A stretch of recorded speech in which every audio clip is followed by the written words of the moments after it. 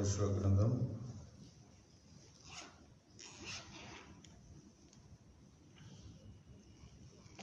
18.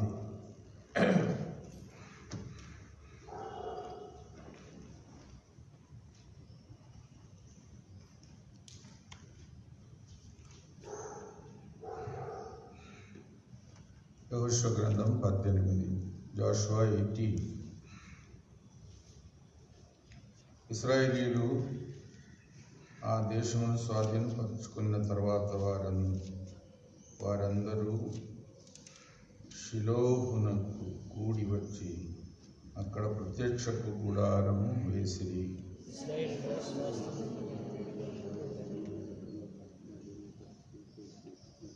కావున యెహోషువ ఇశ్రాయేలుతో ఇట్లనెను, మీ పితరుల దేవుడైన యెహోవా మీకు ఇచ్చిన దేశమును స్వాధీనపరచుకున వెళ్ళకుండా మీరెన్నాళ్ళు తడవు చేసెదరు?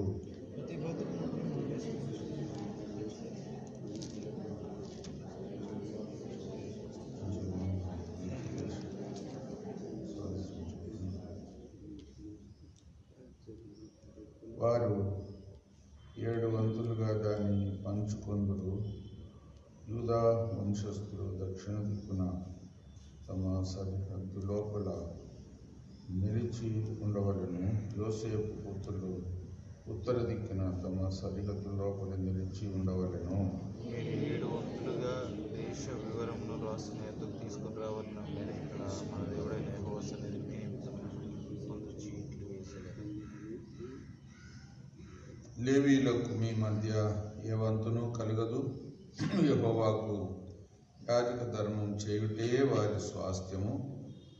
గాదీయులను, రూబేనీయులను, మనష్షే గోత్రపు వారును యొర్దాను అవతల తూర్పు దిక్కున యెహోవా సేవకుడైన మోషే వారికి ఇచ్చిన స్వాస్థ్యములను పొంది ఉన్నారు.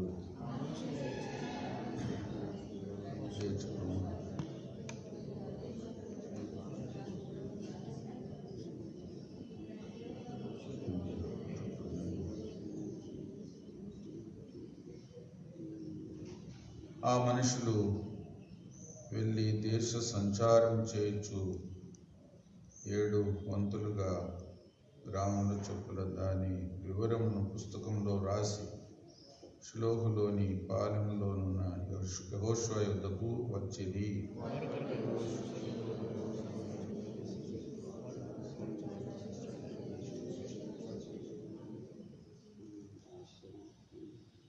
బెన్యామీనుల గోత్రమునకు వారి వంశముల చొప్పున వంతు చీటి వచ్చెను. వారి చీటి వలన కలిగిన సరిహద్దు యూదా వంశస్థుల సరిహద్దులకు యోసేపు పుత్రుల సరిహద్దునకును మధ్య నుండెను.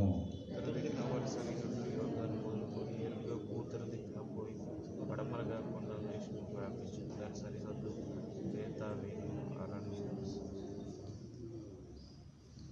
అక్కడ నుండి ఆ సరిహద్దు లూజు వైపున అనగా బేతేలను లూజు దక్షిణం సాగి క్రింద బేత్ హోరునకు దక్షిణంలో ఉన్న కొండ మీద అతారోతు అద్దారు వరకు వ్యాపించెను.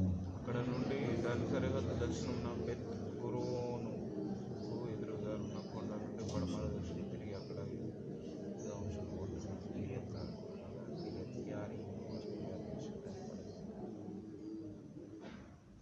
దక్షిణ దిక్కున కిర్యతయీము కొన నుండి దాని సరిహద్దు పడమ దిక్కున నెఫ్తోయ నీళ్ళ ఊట వరకు సాగి ఉత్తర దిక్కున రెఫాయి లోయలోనున్న బెన్ కొండ ప్రక్కన నుండి దక్షిణ దిక్కున బెన్ లోయ మార్గం యెబూసీల ప్రదేశమును సాగి ఎన్రోగేలు యెహోషువ 18:17. అది ఉత్తర దిక్కు నుండి మేష్ వరకు వ్యాపించి అది మీ మనకు ఎక్కువ చోటికి ఎదురుగానున్న గెలీలోతు వరకు సాగి రూబేనీయుడైన బోహను రాత్రి వద్దకు దిగెను.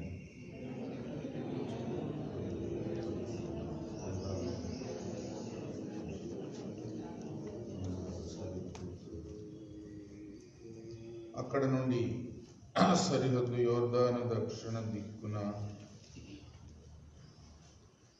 ఉప్పు సముద్రం యొక్క ఉత్తరాఖాతం వరకు వ్యాపించెను. అది దక్షిణ దిక్కున దాని సరిహద్దు.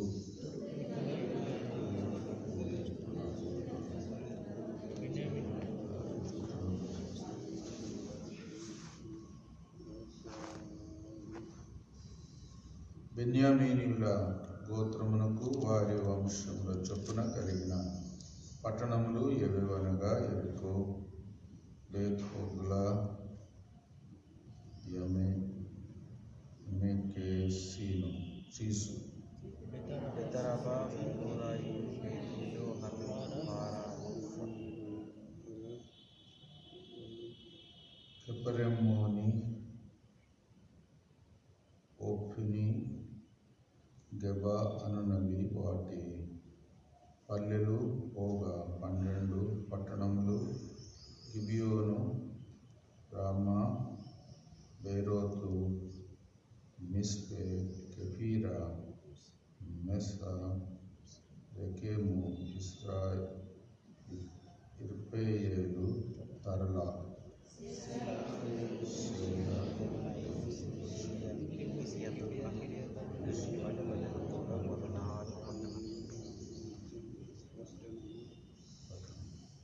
వారి వంశముల చొప్పున. ఇది బెన్యామీనులకు కలిగిన స్వాస్థ్యం.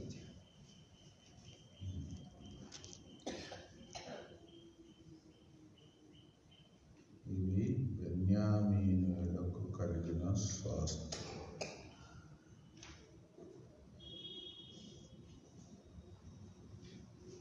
బెన్యామీను చివరి కుమారుడు.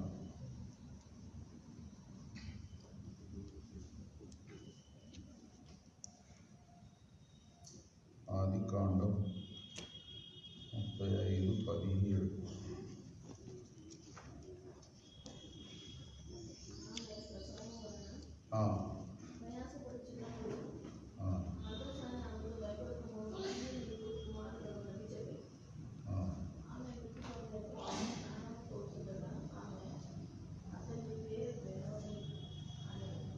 బెనోని అనేను.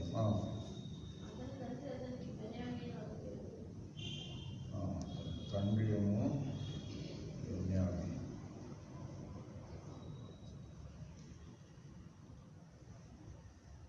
తల్లి ఏమో పేరు పెట్టింది అంటే దుఃఖం.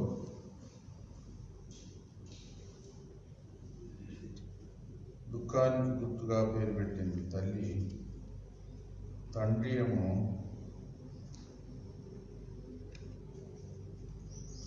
బెన్యామీన్ అంటే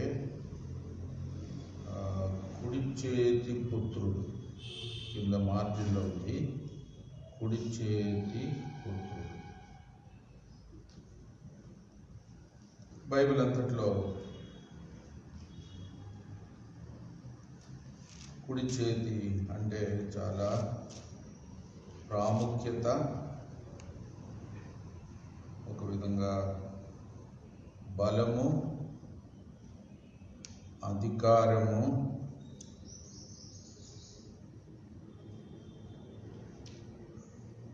నైపుణ్యత, ఒక విధంగా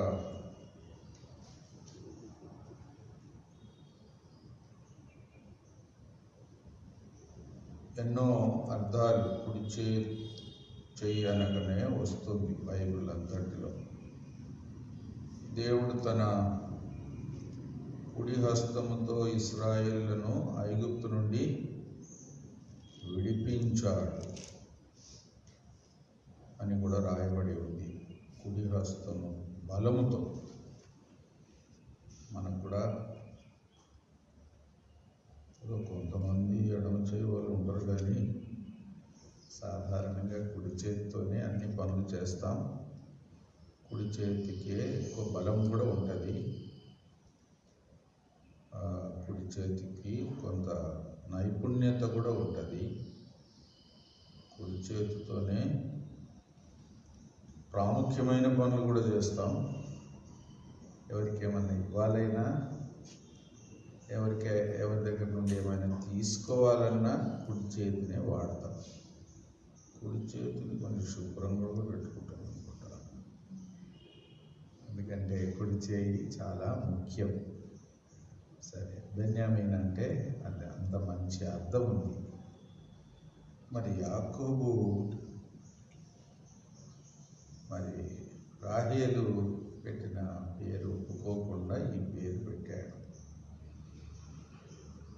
ఎంతో గొప్ప ఆశీర్వాదానికి, యోగ్యతకు, బలానికి గుర్తుగా ఆ పేరు పెట్టాడు.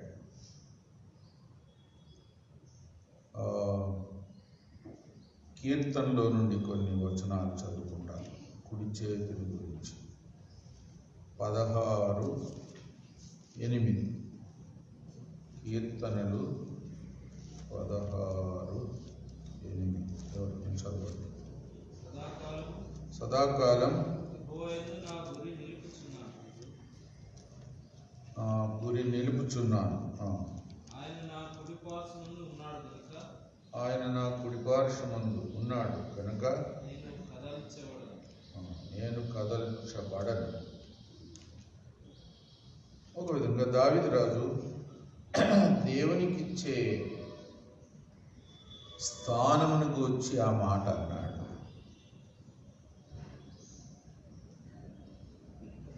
నా కుడిపార్శ్వమందు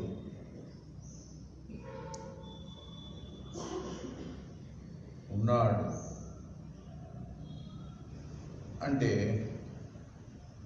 ఒక విధంగా మనకు తెలుసు, దేవుడు తన కుమారుని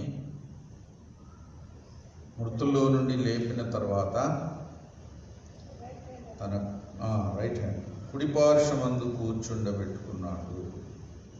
ఒక విధంగా యోగ్యమైన, అధికారపూర్వకమైన, ప్రేమతో కూడిన ఒక హెచ్చైన స్థానం కుమారునికి ఇచ్చాడు అని అర్థం.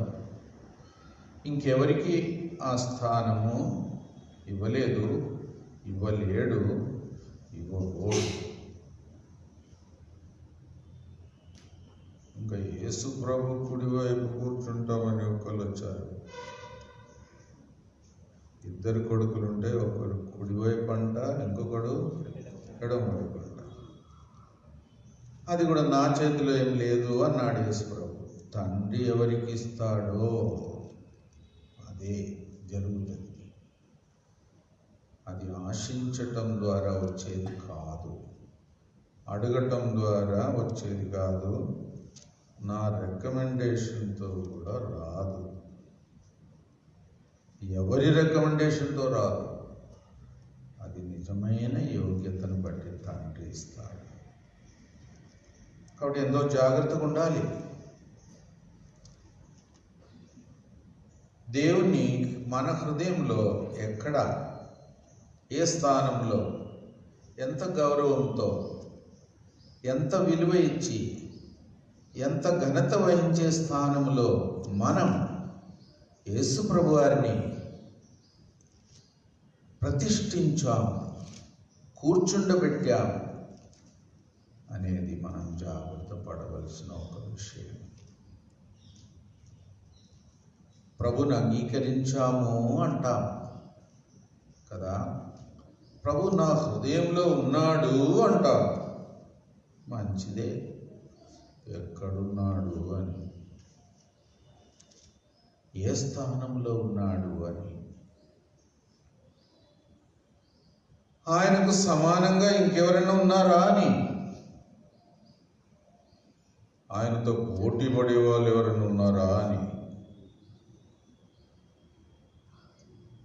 ఎవరు లేరు. ఆయనే ఉన్నత స్థానంలో ఉన్నాడు అంటే మనం ధన్యులం. మనం నిజంగా ప్రభువును ఘనపరిచిన వారు, ఘనత వహించే స్థానంలో ఆయనను ఉంచుకున్నవారు. అప్పుడు దాని ఫలితం ఏంటి? దావీదు రాజు మాటల ప్రకారం, నేను కదల్చబడను, నేను ఇంకా కలవరపడను. నా జీవితం ప్రభువును బట్టి ఆదుకొనబడుతుంది, స్థిరపరచబడుతుంది. ఎందుకంటే నా తీర్మానం నేను ప్రభువుకు కుడివైపున కూర్చుండబెట్టే తీర్మానం చేసుకున్నాను. ఒక విధంగా ఇది మనకు ఒక గొప్ప హెచ్చరిక, దేశంలో గొప్ప ఆదరణ. ప్రభువును సరి అయిన స్థానంలో, గౌరవీనమైన స్థానంలో, అధికారపూర్వకమైన స్థానంలో మన హృదయంలో ఆయనను ప్రతిష్ఠిస్తే మనం స్థిరంగా ఉండగలుగుతాం. అది చెయ్యకపోతేనే సాతాను బయలుదేరుతాడు. అన్ని గమనిస్తాడు సాతాను. ఈ దినం మనం అందరం చెప్పగలిగితే మంచిది, నా ప్రభువుని నేను దావీదు రాజు వలె నా కుడిపార్శ్వం ముందు కూర్చుండబెట్టుకున్నాను అని చెప్పగలిగితే మంచిది. ఊరికేనే చెప్పకండి, నిజంగా చెప్పండి. దాని కొరకు ఆశపడండి కూడా, దాని కొరకు ప్రయాసపడండి. అప్పుడు మనం ధన్యులమవుతాం.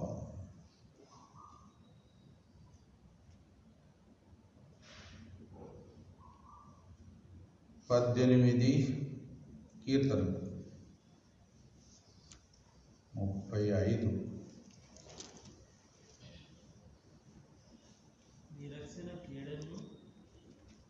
నీ రక్షణ కేడెమును నువ్వు అందించుచున్నావు. నీ కుడి చేయి నన్ను ఆదుకొనెను. నీ సాత్వికం నన్ను గొప్ప చేశాను. దావీదు రాజు ఎన్నో అనుభవాలను గురించి చెప్తున్నాడు. నీ కుడి చేయి నన్ను ఆదుకొనెను. ఇంగ్లీష్లో చెప్తారు ఎవరన్నా? 1835.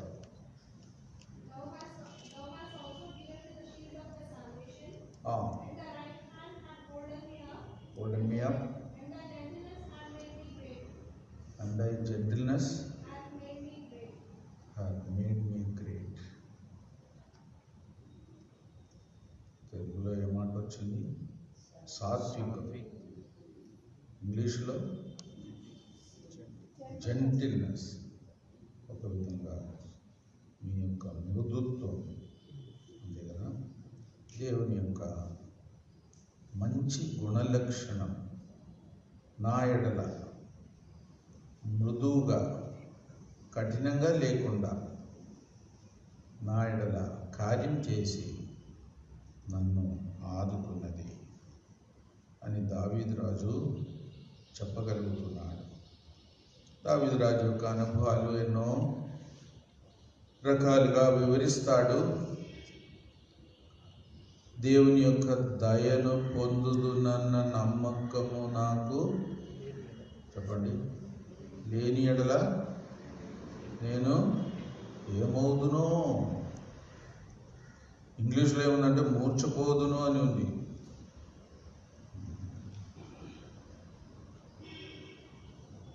ఒకవేళ మనం మనుషుల దయ కొరకు ప్రయాసపడుతున్నామేమో, అది దొరికినా లాభం లేదు. దేవుని దయ. దావీదు రాజు తన హృదయాన్ని ఎంతో జాగ్రత్తగా జీవించినట్లు కూడా సాక్ష్యం ఉంది.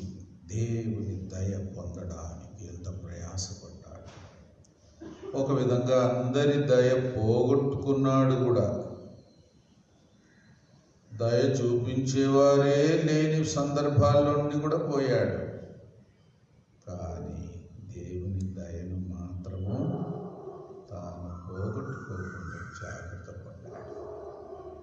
అలా ఉండాలి. దేవుని కుడి హస్తం ఎన్నో సందర్భాల్లో అది మనకు క్షేమం కలిగించడానికి అందుబాటులో ఉండే హస్తమని దావీదు నుండి మనం నేర్చుకోవచ్చు. 21:8 కీర్తన. నీ హస్తము నీ శత్రువులందరినీ చిక్కించుకొను. నీ దక్షిణహస్తం నిన్ను ద్వేషించు వారిని చిక్కించుకొను. కాబట్టి దేవుని హస్తము శత్రువులందరినీ పట్టుకుంటాడు. ఎవరు తప్పించుకోలేరు. వారి అసలు జీవితాన్ని గూర్చి దేవుడు తన హస్తముతో వారిని వశం చేసుకుంటాడు. దేవుని హస్తం అంటే ఎన్నో అర్థాలు. శత్రువులను పట్టుకోవడానికి కూడా వారి అసలు పరిస్థితిని కూడా మరి బట్టి వారిని మరి అడ్డుకోవడానికి కూడా దేవుని కుడి హస్తం.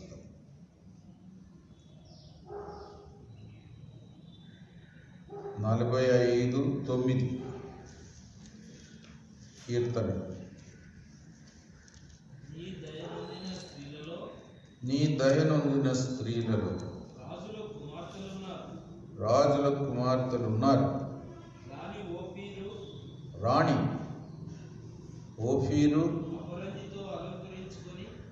అపరంజితో అలంకరించుకొని నీ కుడి పార్శ్వమున నిలుచుచున్నది. నీ కుడి పార్శ్వమున రాణి. రాణి అంటే ఎవరు? సంఘం.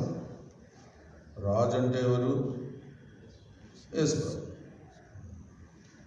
దేవుని ఉద్దేశ ప్రకారం అది మనకు ఎన్నో సందర్భాల్లో వివరించబడింది.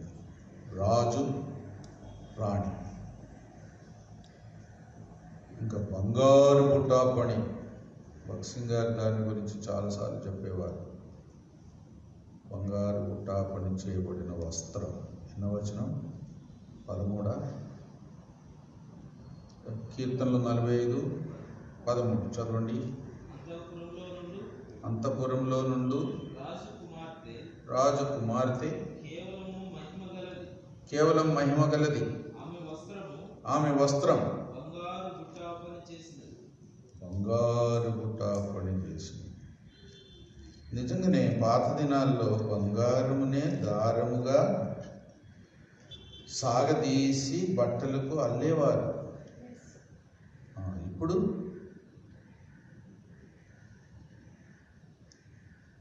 అంత రోల్డ్ గోల్డ్. అసలు గోల్డ్ కాదు కానీ రోల్డ్ గోల్డ్. కొనుక్కొని ఇంటికి పోకముందే నల్లబడిపోతుందేమో. ఆ దినాల్లో నిజంగానే బంగారు దారమే తోనే అల్లేవారు. చీర చిరిగిపోయినా బంగారం తీసుకోవచ్చు. అంత విలువైన వస్త్రం. రాణి. మన జీవితంలోనికి దేవుని స్వభావం, దేవుని గుణలక్షణాలు అలాగూ అల్లబడాలి, అమర్చబడాలి. దేవుని గుణలక్షణం అదే మనకు అలంకారం. రాణి కావడానికి యోగ్యత, కుడిపార్శ్వమున నిలవడానికి అర్హత అలాంటి వారికి ఉంటుంది. ఎంత ధన్యత!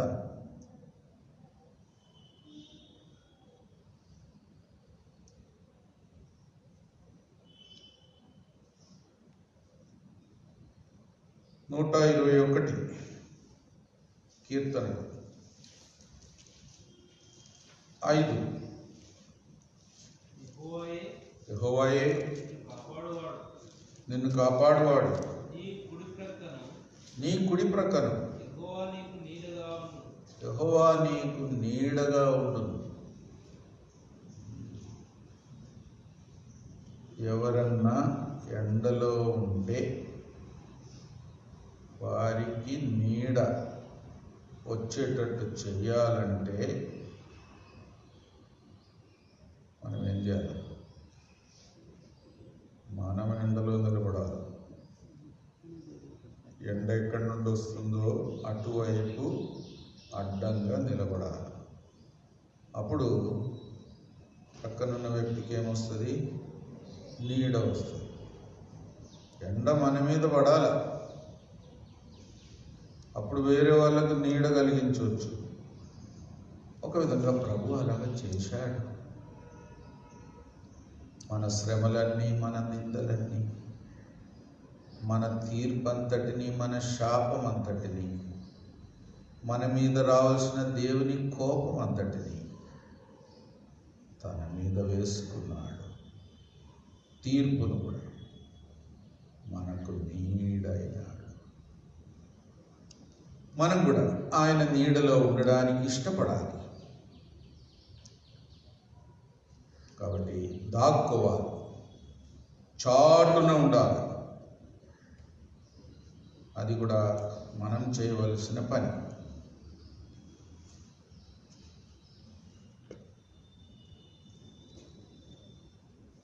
యెషయా 41:10 అందరికీ తెలిసిన వాక్యమే. కుడి చెయ్యి ఉదయంతం నుండి నిన్ను పట్టుకొని దాని కొనల నుండి పీల్చుకొని వాడా, నీవు నీ దాసుడువని, నేను నిన్ను ఉపేక్షింపగా ఏర్పరచుకుంటున్ననియు నేను నీతో చెప్పి ఉన్నాను, నీకు తోడై ఉన్నాను, భయపడకుము, నేను నీ దేవుడనై ఉన్నాను, దిగులు పడకు, నేను నిన్ను బలపరుతును, నీకు సహాయం చేయవాడును నేనే. చూడండి, నీతి అను నా దక్షిణ హస్తముతో నిన్ను ఆదుకో. నీతి అను నా దక్షిణ హస్తముతో నిన్ను ఆదుకొందును. ఎంత గొప్ప మాట! ఎవరైనా నడవలేని వారు కష్టంగా నడుస్తుంటే సాధారణంగా మనం ఏం చేస్తాం? వాళ్ళ చేయి పట్టుకుంటాం. చేయి పట్టుకుంటే వాళ్ళకు కొంత బలం వచ్చినట్టు, ఆధారం వచ్చినట్టు, నడవడానికి కొంత సామర్థ్యం వచ్చినట్టు, ఇంకా వారు పడిపోతారనే భయం కూడా పోతుంది ఎవరైనా పట్టుకుంటే. ఎంత గొప్ప వాగ్దానం! ఈ ఒక్క వాక్యంలోనే కనీసం 7 వాగ్దానాలు ఉన్నాయి. అన్నీ చూడండి. కుడి హస్తముతో పట్టుకొని, ఆదుకొని, బలపరచి, సహాయపడి, దిగులు లేకుండా తోడుగా ఉండి, ధైర్యం ఇచ్చి ఇవన్నీ చేస్తాడు. ఎవరో ఒక ఆయన ప్రార్థన కూడా చేశాడు, నీ చేయి నాకు తోడుగా ఉంచు అని. ఎవరో ఎబ్బేజు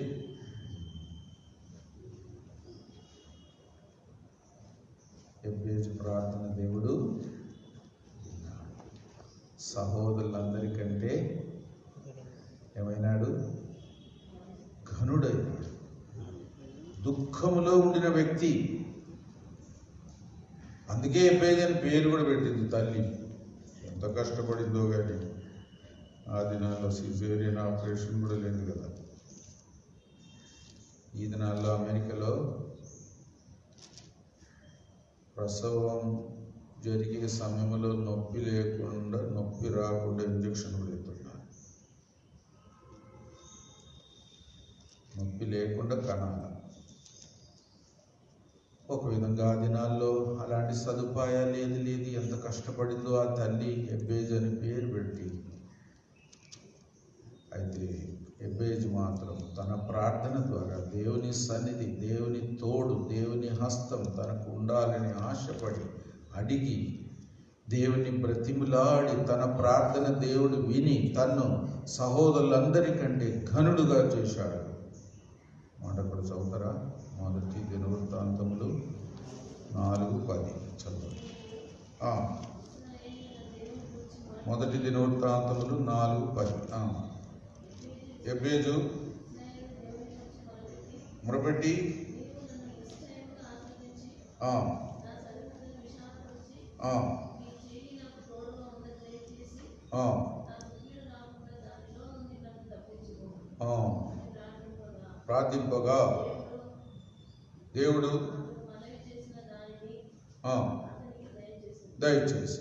వా, ఎంతటి ప్రార్థన చేశాడో. చిన్న ప్రార్థనే కానీ అన్నీ కలిపేశాడు, ఏది మర్చిపోలే. కొన్నిసార్లు మనం పొడుగాటి ప్రార్థన చేస్తాం కానీ అసలు సంగతి మర్చిపోతాం. ఈయన అట్లా కాదు, చిన్న ప్రార్థన చేశాడు కానీ తన జీవితం అంతటి కొరకు సరిపోయిన ఒక ప్రార్థన చేశాడు. దేవుడు విన్నాడు, తనను ఆదుకున్నాడు, ఘనుడుగా చేశాడు. వా, అందుకే ప్రార్థన చేసేటప్పుడు నిజంగా మన అవసరతలు, ఇతరుల యొక్క అవసరతలు అన్నిటినీ దేవుడు తీర్చేలాగున జ్ఞానముతో దేవుని చిత్తానుసారంగా అడగాలి. ఏమేమి అడిగాడో జాగ్రత్తగా చూడండి. దేవుని హస్తం తనకు తోడుగా ఉండాలి. అందులో అన్నీ వచ్చేసినాయి అనుకోండి, ఇంకా వివరంగా కూడా చేస్తాడు. ఎంత ధన్యుడయ్యాడు. ఇర్మియా 22:24.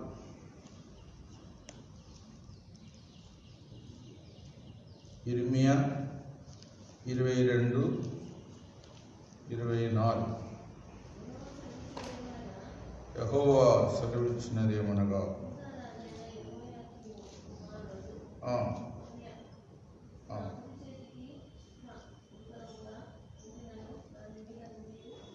ఆ, ఆ. నా కుడి చేతికి శిఖ ఉంగరముగా ఉండినను. ముద్ర ఉంగరం అనే మాట ఇంకో దగ్గర కూడా ఉంది.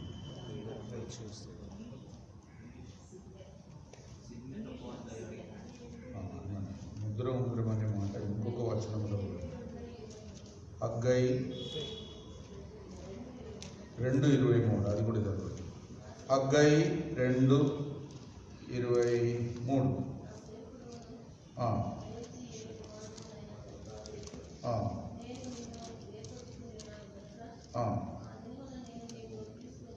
తీసుకొని ముద్ర ఉంగరముగా చేసేది.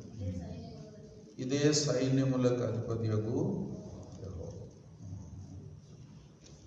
ముద్ర ఉంగరం అంటే ఒక విధంగా రాజు ధరించుకునే ఉంగరం. ముద్ర ఉంగరం అని దానికి పేరెందుకో, దాని మీద ముద్ర ఉంటుంది. రాజు యొక్క ముద్ర, రాజ్యం యొక్క ముద్ర. అలాంటి ముద్ర కలిగిన ఉంగరము ఇంకెవరికి ఉండరాదు. అది రాజుకే ఉండాలి. ఇంకెవరైనా అలాంటి ముద్ర కలిగిన ఉంగరం చేసుకుంటే నేరస్తులు అవుతారు. ఎందుకంటే రాజు అదే ఉంగరముతోనే ముద్ర వేస్తాడు. రాజు ఆజ్ఞ అందరూ పాటించాలనే గుర్తుకు ఆ రాజు చేతిలో ఉన్న ఉంగరముతో ముద్ర వేస్తాడు. ముద్ర వేశాడు అంటే అందరు దానికి లోబడాలి. అధికారపూర్వకమైన గుర్తులు కలిగిన ఉంగరం. ఎంత గొప్ప మాట! అలాగ చేస్తాడు దేవుడు. తన బిడ్డలను, తన ప్రజలను అలాగ వాడుకుంటాడు. దేవుని అధికారం ప్రచురం చేయడానికి, వెల్లడిపరచడానికి, నెరవేర్చడానికి, బయలుపరచడానికి, ప్రత్యేకమైన అనుభవాలతో దేవుడు మనల్ని నిలవబెట్టి వాడుకుంటాడు. ముద్ర ఉంగరం అంటే మామూలుగా నున్నగుండే ఉంగరం కాదు, దాని మీద ప్రత్యేకమైన ముద్రలు ఉంటాయి, ఉండాలి. పౌలు కూడా అన్నాడు, నేను నా శరీరమందు చెప్పండి యేసు ప్రభు యొక్క ముద్రలు కలిగి ఉన్నా. చెప్పండి. గలతీ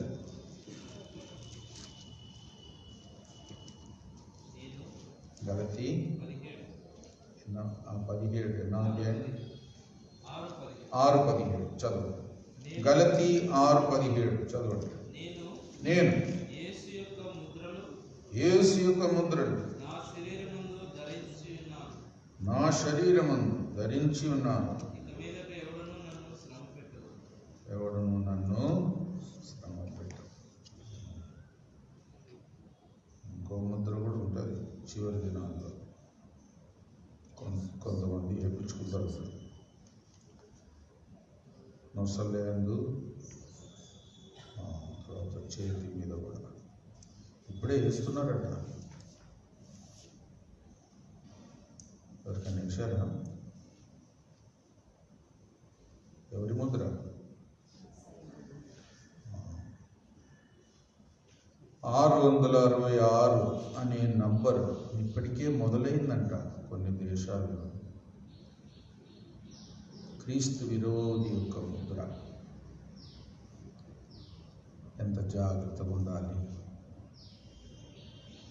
మన జీవితాన్ని ఘనంగా దేవుడు తన అధికారమునకు సూచనగా, ప్రతినిధులుగా వాడుకోవడానికి మన జీవితంలో మనం పొందే అనుభవాలు, దేవుని అధికారపూర్వకమైన సంధింపునకు గుర్తుగా మనం కలిగి ఉండేది గొప్ప ధన్యత, గొప్ప సాక్ష్యం. అనుభవపూర్వకంగా వాక్యం చెప్పేది వేరుగా ఉంటుంది. ఏదో చదువుకొని పుస్తకాల నుండి జ్ఞానంతో వాక్యం చెప్పేది వేరుగా ఉంటుంది. అనుభవపూర్వకంగా చెప్పడమే నిజంగా దేవుడు వాడుకోవడానికి సాధ్యత. ఎన్నో బైబిల్ కాలేజీలో కూడా ప్రొఫెసర్లని వాక్యం చెప్తారు. కొన్నిసార్లు వాళ్ళకు మారు మనసే ఉండదు. కొంతమంది పాస్టర్లు వాక్యం చెప్పిన తర్వాత వెనకాల పోయి బీడి తాగుతారు. ఇంకా క్రిస్మస్ నాడు బ్రాండీ కూడా తాగుతారు. అంటే అనుభవం లేదు. ఏదో చెప్పాలి కనుక డ్యూటీ లాగా ఏదో చెప్తారు. మనం కూడా జాగ్రత్తగా ఉండాలి. ఏదో జ్ఞానముతో మాత్రం వాక్యం చెప్పకూడదు. నాలో జరగని విషయాలు అన్ని జనులకు ప్రకటించుటకు నేను తెగింపను. పౌలు అన్నాడు, తెగింపను అంటే నాకు ధైర్యం చాలదు అని. ఆ రెఫరెన్స్ చెప్పండి.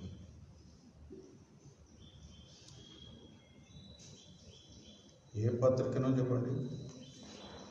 ఎఫెసీ కాదు, రోమానే. రోమా చివరిలో చూడండి.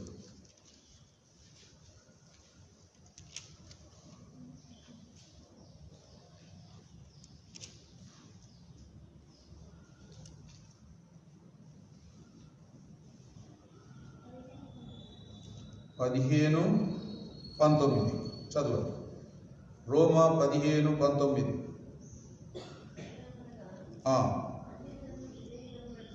అన్ని జనులు విధేయులగునట్లు వాక్యము చేతను, క్రియ చేతను, గుర్తుల బలం చేతను, మహత్కార్యముల బలం చేతను, పరిశుద్ధాత్మ బలం చేతను. చూడండి ఎన్ని మాటలు. క్రీస్తు నా ద్వారా చేయించిన వాటిని గూర్చియే గాని మరి దేన్ని గూర్చియో మాట్లాడ తెగింపను.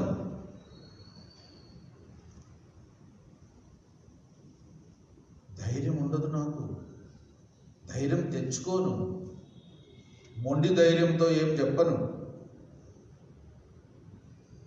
దేవుడు నాలో జరిగించిన అనుభవం కలిగి ఉన్న వాటిని మాత్రమే అన్యజనులకు వాక్యములో నుండి ఏదైనా చెయ్యమని, లోబడమని, అంగీకరించమని చెప్తాను, లేకపోతే చెప్పను. నాకు భయం. దేవుడు నన్ను అడుగుతాడు, ఏముంటి గాలి మాటలన్నీ చెప్తున్నావు, అనుభవం లేని మాటలన్నీ చెప్తున్నావు అని అంటాడేమో. అనుభవపూర్వకంగా చెప్పాలి. పౌలు యొక్క సాక్ష్యం అలాంటిది. ముద్ర ఉంగరం.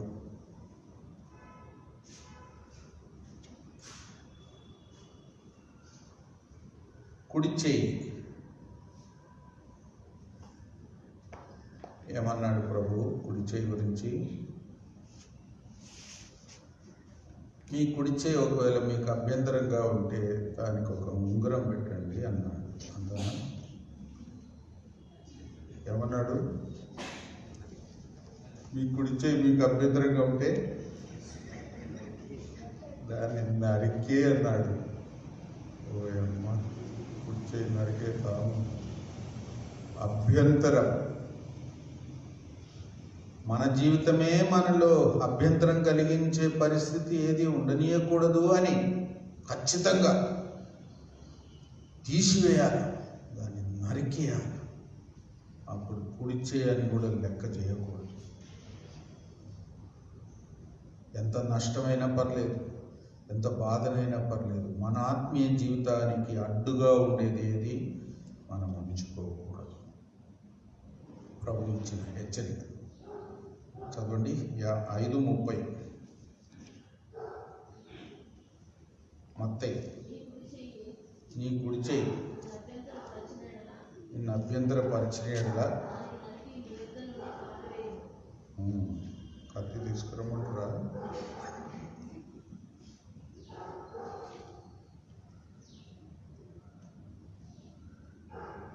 ఎంత ఖచ్చితమైన ఆజ్ఞ దేవుడు చెప్తున్నాడు. ఇంకో మాట కూడా అన్నాడు, ఎడమ చేతితో ఇచ్చేది కుడి చేతికి తెలియకూడదు. కుడి చేతితో ఇచ్చేది ఎడమ చేతికి తెలియకూడదు.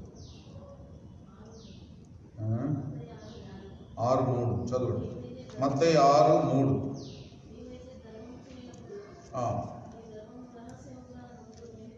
ఉండు నిమిత్తం మీ కుడి చేయి చేయనది ఎడమ చేతికి తెలియకుండా ఉండవాలి. అంటే మనుషులకు చూపించుకోవడానికి ఏది చేయకూడదు. ఒక విధంగా అది మంచి ఆత్మీయ లక్షణం. మనుషులు మెచ్చుకోవడానికి కూడా ఏం చేయకూడదు. చూడకుండా చేయడానికే ప్రయత్నం చేయాలా, తెలియకుండా చేయడానికి కూడా రహస్యంగా కూడా చేయాలి. ఎవరికన్నా సహాయం చేసేది అలాగ చేయాలి. దేవునికి తెలిస్తే చాలు. పరిసయ్యులు, శాస్త్రులు దానికి విరోధంగా చేసినందుకు ప్రభువు ఈ ఉదాహరణ కూడా శిష్యులకు తన వాక్యం వినడానికి ఆశతో వచ్చిన వారికి బోధించాడు. దేవుడు మెచ్చుకోవాలి, దేవుడు చూడాలి, చూస్తాడు. రహస్యమందు చూచుచున్న దేవుడు, ఆయన పేరే అది, రహస్యమందు చూచుచున్న దేవుడు. కాబట్టి అలాంటి కూడా హెచ్చరిక కూడా ప్రభు ఇచ్చాడు.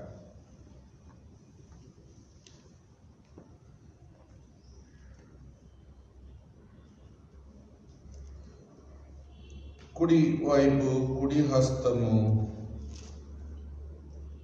అంటే ఒక విధంగా ఘనమైన, ప్రాముఖ్యమైన, అధికారపూర్వకమైన స్థానం. దేవుడు తన కుమారుని కుడి వైపు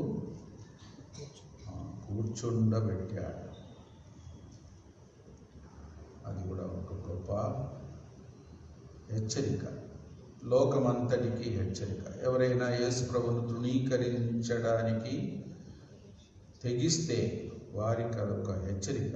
దేవుడు తన కుమారుని లోకానికి మానవుడిగా పంపినప్పటికీ, పేదరికముతో పంపినప్పటికీ, బలహీనుడుగా పంపినప్పటికీ, మనుషులు అనేకుల చేత తృణీకరించబడ్డానికి అప్పగించినప్పటికీ, ఒక విధంగా మరణించడానికి కూడా అనుమతించినప్పటికీ, సమాధిలో కూడా ఉండడానికి, పాతాళం వరకు దిగిపోవడానికి అనుమతించినప్పటికీ, ఇప్పుడు మాత్రం తన కుడి పార్శ్వమందు కూర్చుండబెట్టుకొని ఉన్నాడు. అదే సువార్త చెప్పారు యూదులకు, అపోస్తలు. వాళ్ళు ఆశ్చర్యపోయారు. అమ్మో, మేం తృణీకరించిన యేసు ఇప్పుడు తండ్రి ఆయనను తన కుడిపార్శ్వమందు సర్వాధికారం కలిగిన స్థానములో కూర్చుండబెట్టాడా అని ఒప్పించబడ్డారు.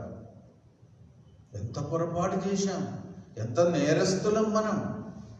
ఇప్పుడైనా ఆయనను గౌరవించి, ఆయనను ఘనపరిచి, ప్రేమించి, నమ్మి, స్వీకరించి రక్షణ పొందాలి అని అప్పుడు తీర్మానం కొంతమంది చేశారు. ఎంత పొరపాటు వారు చేసింది. లోకమంతా కూడా అదే స్థితిలో ఉన్నారు. అందుకే మనం లోకమంతటి కొరకు ప్రార్థన చేయాలి. లోకం ఎంత పొరపాటు చేస్తున్నారు, క్రైస్తవులు ఎంత పొరపాటు చేస్తున్నారు, లోక అధికారులు ఎంత పొరపాటు చేస్తున్నారు. కుడిపార్శ్వమందు కూర్చుండబెట్టబడిన తన కుమారుని త్రోసి ఉంచుతున్నారు. ఇల్లు కట్టిన వారు నిషేధించిన రాయి ఏమైంది? తలకు మూలరాయి. మూలరాయి అంటే ఏంటో,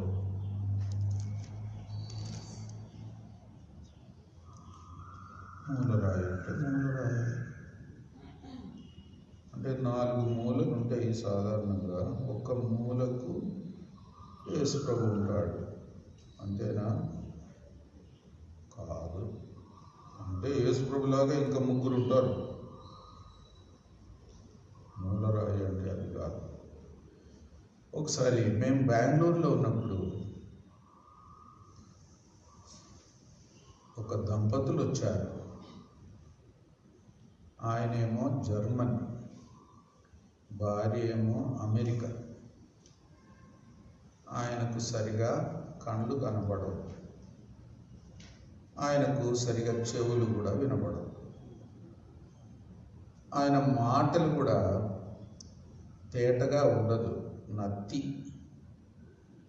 ఆయన ఆ ఆదివారం మెయిన్ మెసేజ్ ఇచ్చాడు. మాటలు రావు, కళ్ళు కనబడవు, చెవులు కూడా వినపడవు. ఎట్లిచ్చాడబ్బా అంటారేమో. పక్కన భార్య నిలబడి ఆయన చెప్పే మాటలు మనకు అర్థం కావు, కానీ ఆమెకు అర్థమవుతుంది. ఆమె మనకి ఇంగ్లీష్లో చెప్తుంది. ఎప్పుడన్నా మధ్యలో అర్థం కాకపోతే భార్య కూడా వెంటనే టైప్ కొట్టినట్టు కొడతాడు చేతి మీద. ఏ లాంగ్వేజ్ అది? Braille language. అంటే గుడ్డి వాళ్ళ భాష చుక్కలు. ఇన్ని చుక్కలు ఉంటే ఈ అక్షరము, ఇన్ని చుక్కలు ఏదో ఉంటుంది వాళ్ళది. ఆయన ఏం చెప్పాడంటే, ఒక విధంగా భార్యనే చెప్పింది, ఒక విధంగా ఈ మూలరాయి అంటే గుడ్డి వాళ్లకు ఆయన బైబిల్ స్టడీ తీసుకోవాలంట. వాళ్ళకు చెప్పడానికి మూలరాయి అంటే అర్థం చెప్పాలని ఆశపడ్డాడు. మూలరాయి అంటే ఏదో మూలకున్న ఒక రాయి అంటే సరిపోదు. అప్పుడు ఇంకా 3 మూలలు ఉంటే 3 ఉంటారు యేసుప్రభులాగా అని అర్థం ఇస్తుంది. అట్లా కాదు, యేసుప్రభులాగా ఎవ్వరు లేరు, ఉండకూడదు, ఉండరాదు అని అర్థం చెప్పాలి. మూలరాయి అంటే అదే. అప్పుడు ఆయన ఏం చేశాడంట, గ్రీక్ భాషలో గుడ్డోళ్ళ బైబిల్ తెచ్చుకున్నాడంట. వాళ్ళ బైబిల్ ఎంత ఉందంటే ఈ బల్ల అంత ఉంటుంది. మధ్యరాత్రి చదువుతూ ఉన్నాడంట. భార్య లేచి చూస్తే ఈయన పడకలో లేడు. ఈ గుడ్డోడు ఎట్టు పోయాడబ్బా అని ఈమె పరిగెత్తింది. చూస్తే బైబిల్ పెట్టుకొని ధ్యానిస్తున్నాడు మధ్యరాత్రి 2 గంటలకు. ఏంటి 2 గంటలకు బైబిల్ తీసుకొని చదువుతున్నావు అంటే, నేను మూల రాయి అంటే అర్థం చూస్తున్నా, జాగ్రత్త. మరి మూల రాయి అంటే ఏంటంటే, ఐగుప్తులో పిరమిడ్స్ కట్టారు. అది లోకంలోని 7 అద్భుతాల్లో ఒకటి. అది 3 వైపుల నుండి ఇట్లా కట్టుకొస్తారు. కట్టుకొని పైకి వచ్చిన తర్వాత ఆ పైన ఒక్క రాయి పెడతారు. అది చాలా ప్రాముఖ్యమైన రాయి. ఆ రాయి పెట్టినప్పుడే ఆ పిరమిడ్స్ నిలుస్తుంది. అది అన్నింటినీ ఒక విధంగా కలుసుకొని ఉన్నట్టు ఉంటుంది. పైన ఉంటుంది, ఒకే రాయి ఉంటుంది. లాస్ట్లో అది పెడతారు. మూల రాయి అంటే అది అని అర్థం చెప్పాడు. యేసు ప్రభువుకి ఇచ్చే స్థానం మూల రాయి. కాబట్టి ఎంతో జాగ్రత్తగా ఉండాలి. బెంజామిన్ అంటే కుడి చేతి కుమారుడు అని పేరు పెట్టాడు యాకోబు. యేసు ప్రభువారికి మనం అలాంటి స్థానం ఇచ్చి గౌరవించి ఆయనకి ఇవ్వవలసిన అధికారం ఇచ్చినప్పుడు మన జీవితం ఎంతో స్థిరపడుతుంది. మనం దేవుని కుమారులుగా, దేవుని కుమారులంటే, దేవుని పిల్లలంటే ఎవరు? తన్నెందరు అంగీకరించులో వారందరికీ దేవుని పిల్లలవుటకు అధికారం. కుమారులంటే దేవుని ఆత్మ ద్వారా ఎందరు నడిపించబడతారో వారు కుమారులు అనబడతారు. దేవుని జత పనివారు, దేవునికి రాయబారులు. ఎన్ని పేర్లబ్బా! ఇంకా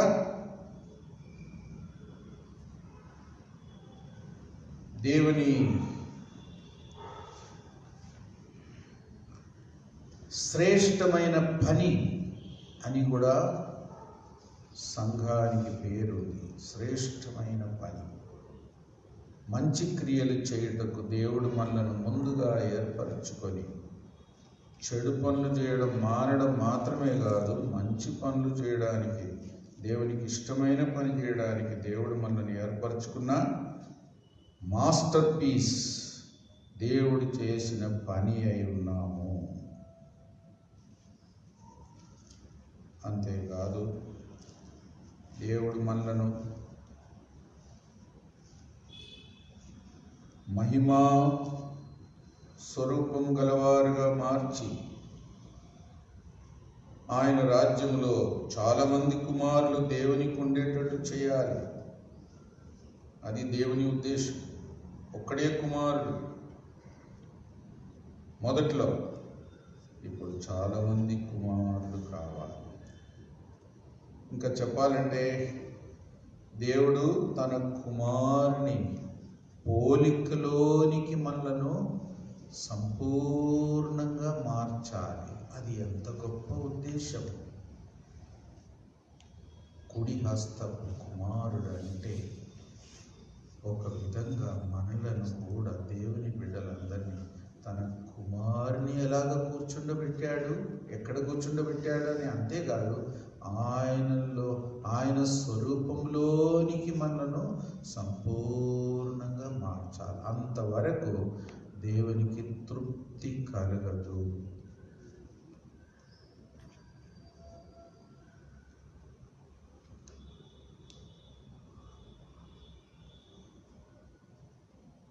దేవుని ఉద్దేశం ఎంత గొప్పది. ఆ మాట చివరిగా చదువుకుంటాం అందరం కలిసి. 1 యోహాను 3:2.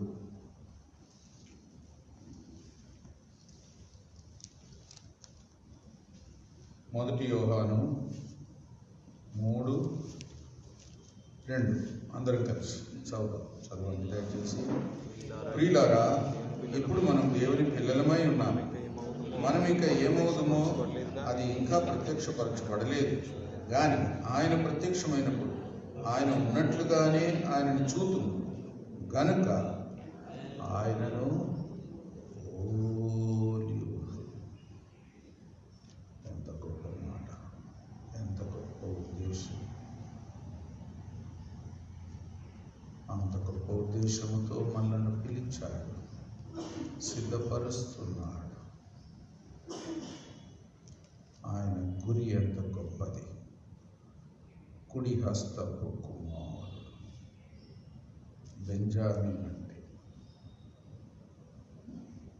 మన ఎడల కూడా దేవుని ఉద్దేశం ఎంతో గొప్పది. లోకం ఇవన్నీ ఎరగకుండా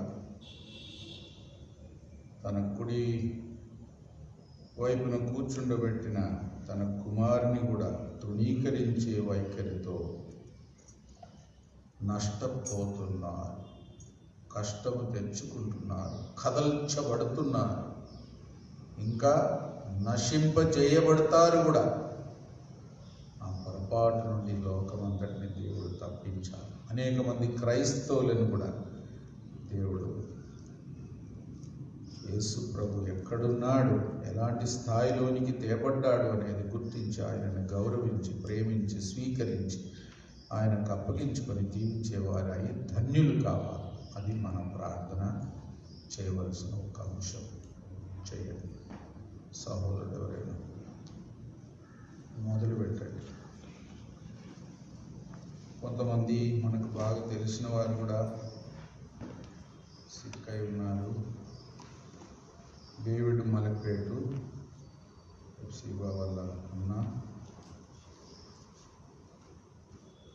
ఇంకెవరు, డాక్టర్ జాషువా, ఆయన కూడా మన దగ్గరికి ఎన్నోసార్లు వస్తుంటాడు. మన వాళ్ళు ఎవరైనా గాంధీ హాస్పిటల్ పోయినా డాక్టర్ జాషువా ఎంతో సహాయకరంగా అక్కడ పరిచయం కూడా చేస్తాడు. కాబట్టి అలాంటి వారిని ప్రత్యేకంగా జ్ఞాపకం చేసుకోండి. కరోనా వ్యాధితో కష్టపడుతున్నారు. ఇంకెవరు, డేవిడ్ ప్రభు మనకి ఇక్కడ పాట పాడే బ్రదర్, ఆయన కూడా కరోనా వ్యాధి పాజిటివ్ వచ్చిందంట.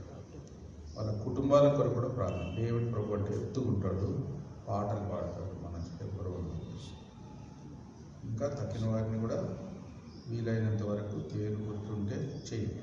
సహోదరు చేయండి. డిశ్చార్జ్ అయినాడా? డేవిడ్ మలక్పేట డిశ్చార్జ్ అయ్యాడు అంటే కొంచెం బాగున్నాడు. సరే చేయండి. దేవుడికి వందనాలు కూడా చెప్పండి. ఎవరైనా చేయండి బ్రదర్స్. ప్రేమలో తండ్రి, నమ్మకమైన దేవ, నీ ప్రియకుమార్